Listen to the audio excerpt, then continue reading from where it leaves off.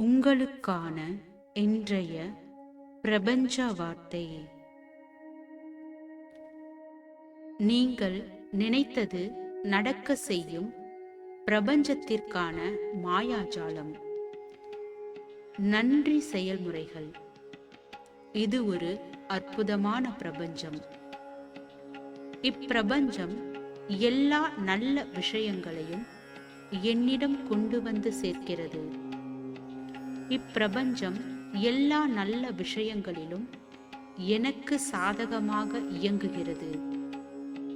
நான் செய்யும் ஒவ்வொரு செயலிலும் இப்பிரபஞ்சம் எனக்கு ஆதரவு அளித்து வருகிறது.